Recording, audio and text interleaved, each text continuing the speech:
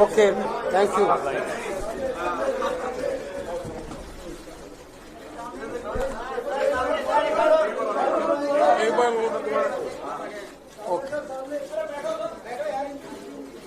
Okay, thank you. अब मैं विनेश फोगाट जी से आग्रह करूंगा कि वो अपने विचार व्यक्त करें।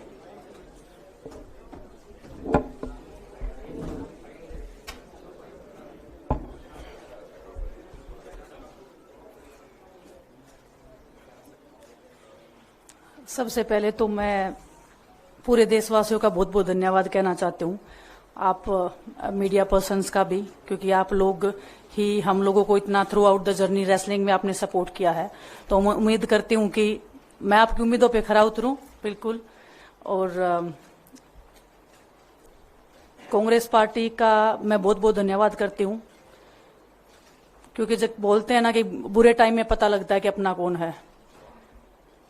जब हम रोड पे घसीटे जा रहे थे तो छोड़ के बीजेपी को देश में जितनी भी पार्टियां हैं वो हमारे साथ में थी, हमारे दर्द को समझ पा रही थी, हमारे आंसुओं को समझ पा रही थी। मैं बहुत प्राउड फील कर रही हूं कि मैं एक ऐसी पार्टी में, एक ऐसी विचारधारा में हूं जो महिलाओं के साथ हो रहा अन्याय और उनके साथ बुरे बर्ताव के खिलाफ खड़ी है। वो लड़ाई लड़ने के तैयार है, सड़क से लेकर संसद तक। और मैं विश्वास दिलाती हूँ पूरे देशवासियों को कि जो मेहनत, जो लगन से हमने रेसलिंग में काम किया है, हम चाहते हैं कि देश के हर एक नागरिक को जो दर्द, जो तकलीफ हमने झेली है, खासकर महिलाओं के लिए, हर एक उस महिला के साथ में हम खड़े हैं जो अपने आप को लाचार, अपने आप को बेबस समझती है। रेसलिंग में मैंने पूरा कोशिश किया कि मैं जितनी भी महिलाओं को, छोटी बच्चियों को इंस्पायर कर सकती हूँ। मैं चाहती तो मैं जंतर मंतर पे रेसलिंग छोड़ सकती थी, और सभी लोग भी मान रहे थे, पूरा देश इस चीज को विश्वास कर रहा था, क्योंकि बीजेपी आईटी सेल ने उस चीज को साबित करने की कोशिश की थी कि हम चले हुए कारतूस हैं, हम खत्म हो गए हैं, हम पॉलिटिक्स कर रहे हैं। उन्होंने बोला मैं नेशनल नहीं खेलना चाहती, मैंने नेशनल चैंपियनशिप खेला। उन्होंने बोला ये ट्रायल्स दे के नहीं जाना चाहते, मैंने ट्रायल्स भी दिया। उन्होंने बोला कि ओलंपिक्स लेवल तक नहीं जाना चाहते, मैं ओलंपिक्स में गई, मैं फाइनल्स में गई। अनफॉर्चुनेटली परमात्मा को कोई और चीज मंजूर होगी। एक चीज मुझे पता है कि जब मेहनत आप करते हो तो जरूरी नहीं कि आपको उसी दिशा में मिले, कई बार दूसरी चीजों में भी आपको वो फल मिल जाता है। और परमात्मा ने मुझे मेरे देश के लोगों की सेवा करने का जो मौका दिया है, वो मैं मानती हूँ कि उससे बड़ा पुण्य का काम कोई नहीं हो सकता है। मेरे लिए बहुत प्राउड की बात है। बहुत एक मैं नई पारी की शुरुआत कर रही हूँ आज से। मैं चाहती हूं कि जो हमने फेस किया एज ए खिलाड़ी होने के नाते, उन सब खिलाड़ियों को वो चीज ना फेस करनी पड़े। हम उनकी लड़ाई में साथ हैं। शायद उनको आज हिम्मत मिले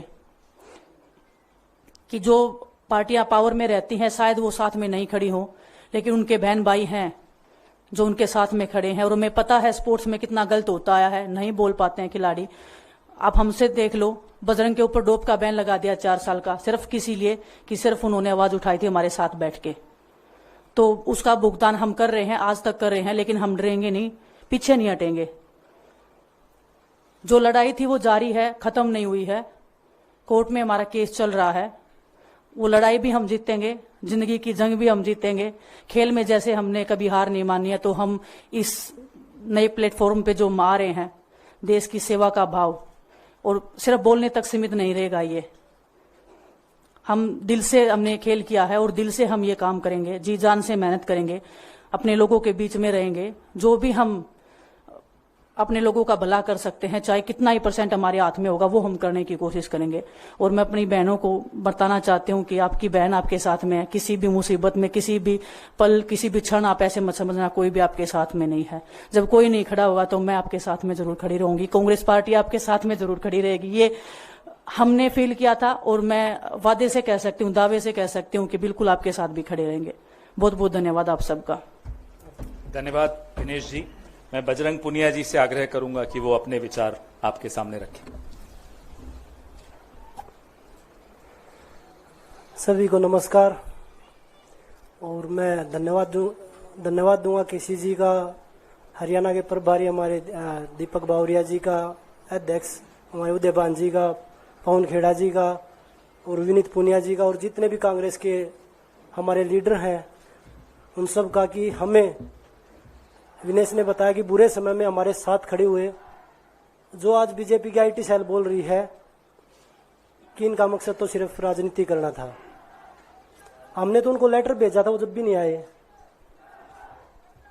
हमने तो बीजेपी के जो सांसद थी, जितनी भी महिला सांसद थी, उनके घर पे लेटर दिया था, वो फिर भी उन बच्चियों के साथ नहीं खड़े हो पाए। कांग्रेस पार्टी तो बिना कुछ हमने इनको बताया ये वहां पे हमारे साथ खड़े हुए। तो देश की बेटियों की जो आवाज उठाई उसका भुगतान हम कर रहे हैं। लेकिन ये चीज हमें पता लगी कि जो अत्याचार बेटियों पे हुआ जंतर मंतर पे, उसके साथ सिर्फ बीजेपी पार्टी खड़ी हुई और सभी पार्टी हमारे साथ खड़ी थी। और जो भी आज हम इस पे कांग्रेस पार्टी में आए हैं, मैं धन्यवाद देता हूं सभी का। हम अपनी पूरी मेहनत, जितनी हमने कुश्ती में मेहनत की है, जितनी हमें किसान आंदोलन में मेहनत करी है, जितना अग्निपथ योजना के टाइम पे मेहनत करी है और बेटियों के आंदोलन में मेहनत करी है, ऐसे ही मेहनत करेंगे और कांग्रेस पार्टी को भी मजबूत करेंगे और देश को भी मजबूत करेंगे और ग्राउंड पे रह के काम करेंगे। जैसे रेसलिंग में बचपन से 7-8 साल की उम्र में लगे थे, जब ये पता नहीं था कि हम ओलंपिक मेडल जीतेंगे, लेकिन धीरे धीरे आगे बढ़ते गए, मेहनत करते गए और वो मुकाम हमें मिला, क्योंकि ओलंपिक से बड़ा कोई भी प्लेटफॉर्म नहीं होता। और जिस दिन विनेश फाइनल में गई, उस दिन पूरा देश जोश में था, पूरा जश्न हुआ। लेकिन अगले दिन जो घटना हुई, पूरा देश दुखी था। लेकिन कुछ आईटी सेल थी जो पूरा देश में जश्न मना रही थी। तो ये देश के लिए बड़े दुख की बात है और पूरे देश को सोचना चाहिए कि आप किन लोगों को सपोर्ट कर रहे हैं। जो देश में खिलाड़ियों के साथ, महिलाओं के साथ, किसानों के साथ, जवानों के साथ जो अत्याचार कर रहे हैं, आप उन लोगों को सपोर्ट कर रहे हैं। तो मैं यही बोलूंगा कि हम मिलके मजबूती से लड़ेंगे और जो संघर्ष की लड़ाई उसमें हम हमेशा कांग्रेस के साथ खड़े रहेंगे। और जो विनेश ने बोला कि हम हर जो महिला, जो बेटियां, देश की बेटियां हैं जिनके साथ अत्याचार होता है, हम उनकी आवाज हमेशा उठाते रहेंगे। सभी का धन्यवाद। धन्यवाद बजरंग जी। अब कार्यक्रम को हम यहीं समाप्त करेंगे, सवाल नहीं ले पाएंगे क्योंकि बहुत सारी बैठकें हैं। वेणुगोपाल जी को भी जाना है, बजरंग जी को भी, विनेश जी को भी, दीपक जी को भी। अच्छा, एक एक करके 4 क्वेश्चन बोलिए।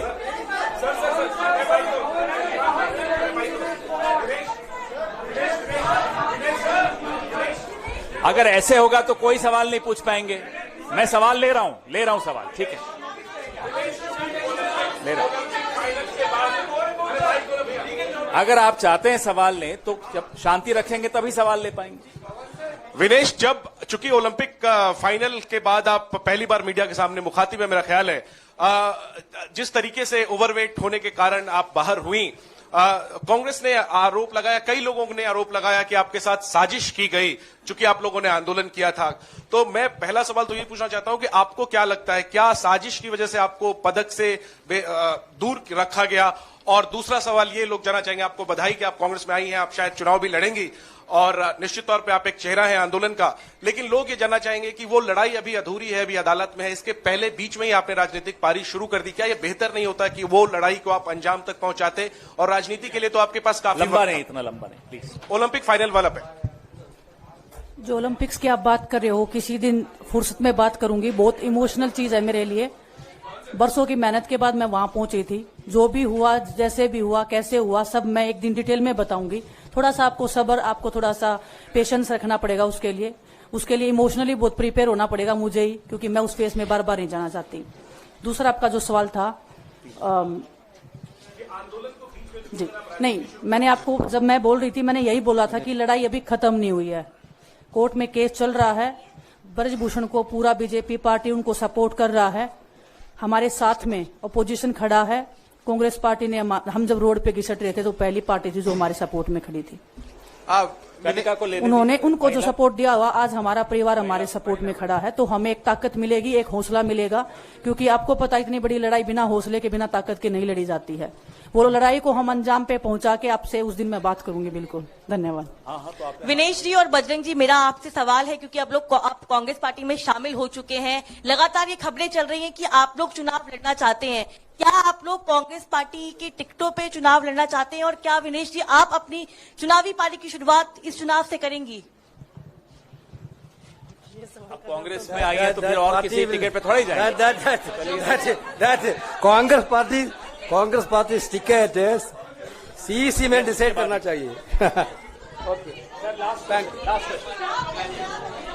आ रहा माइक वहां। पवन जी एक सवाल इधर से। पवन जी आ रहा वहां भी आ रहा। अरे पूछ रहे हो विनेश जी, 2 सीट आगे जो कयास लग रहे हैं वो 2 सीटों पर लग रहे हैं, एक जुलाना और एक चरखी दादरी। विनेश जी अगर इन 2 सीटों में से ये सवाल आपको शाम को कल जब भी टिकट आएंगे तब कर लीजिएगा। विनेश जी, मायका या ससुराल किसको चुनेंगे आप? मायका या ससुराल, दोनों सीटें आपके लिए कही जा रही है। दोनों, एक मेरी जन्मभूमि है, एक मेरी कर्मभूमि है, दोनों मेरे लिए बहुत जरूरी है।